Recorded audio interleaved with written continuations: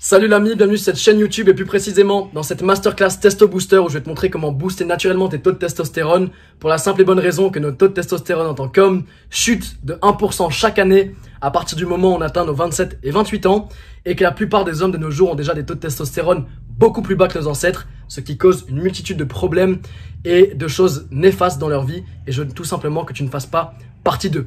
Avant qu'on passe à la masterclass, petit rappel rapide, si tu veux travailler avec moi, ça se passe dans la description mon pote. Tu peux checker mon physique quiz, remplir ce quiz de moins de 25 secondes pour obtenir ton plan personnalisé en 3 étapes selon ton type de corps, ton métabolisme et tes objectifs personnels. De là, tu pourras soit voir mes programmes en ligne, soit directement réserver un appel avec moi pour pouvoir obtenir un coaching si le feeling passe entre nous bien sûr. On passe directement à la vidéo et je te souhaite une excellente vidéo, un excellent visionnage. À tout de suite. On enchaîne directement avec cette troisième partie, on va parler de l'effet de la caféine directement sur tes taux de testostérone et on va voir que c'est assez intéressant. La caféine, elle est utilisée une fois de plus, tout comme l'alcool qu'on vient juste de discuter à l'instant. La caféine est utilisée sous différentes formes depuis un tas d'années dans toutes les différentes civilisations qu'a connues le monde. Que ce soit avec le cacao, avec les cultures indigènes, que ce soit avec le thé en Orient, que ce soit directement avec le café dans les civilisations occidentales ou que ce soit carrément avec le maté dans les pays d'Amérique latine. On retrouve toujours cette caféine qui est présente au sein des différents produits utilisés.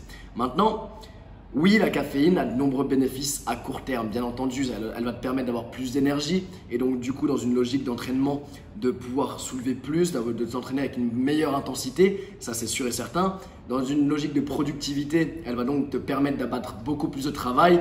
Dans une logique de motivation, elle va forcément augmenter ta motivation et te permet de rester concentré plus longtemps et donc du coup d'être moins fatigué. Maintenant, ça c'est les aspects positifs à court terme, mais si on regarde de l'autre côté du spectre, donc à long terme, forcément, il y a des conséquences négatives. Pourquoi? Parce que la caféine augmente drastiquement ton hormone du stress. Elle augmente massivement le cortisol.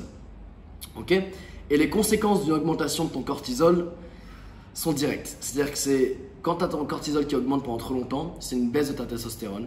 C'est aussi le fait d'avoir des cycles de sommeil qui sont perturbés et on sait très bien l'importance qu'a le sommeil pour pouvoir être au top en termes de système endocrinien. Donc du coup, c'est pour ça que le caféine, pas top, pas top. Au-delà de ça, il y a une étude scientifique qui a été réalisée donc, où ils ont pris 2000 sportifs de haut niveau et au sein de ces sportifs de haut niveau, ils leur ont fait consommer de différentes doses de caféine et pour certains des hautes doses de caféine avec 3 tasses. Donc 3 tasses qui est suffisamment élevé en termes de consommation de caféine. Et on s'est rendu compte d'une chose, le résultat c'est quoi? Simplement qu'ils ont une augmentation de leur taux de cortisol de plus 52%. Donc imagine à quel point c'est énorme. Et au-delà de ça, la caféine qu'ils ont ingérée, qu'ils ont consommée, a provoqué une baisse de leur taux de testostérone de 14%. Ce qui est aussi assez massif. Donc, que faire? Bien, je ne vais pas te dire de ne pas boire de café parce que je sais très bien que c'est très compliqué et que beaucoup de personnes aiment leur café le matin pour se réveiller. Par contre, je vais te dire de modérer ta consommation de café. Je vais te dire aussi de ne pas prendre de café après midi ou 13h parce que d'un coup, ça va forcément impacter tes cycles de sommeil la nuit. Au-delà de ça, essaye de réduire ta consommation à 2 cafés par jour.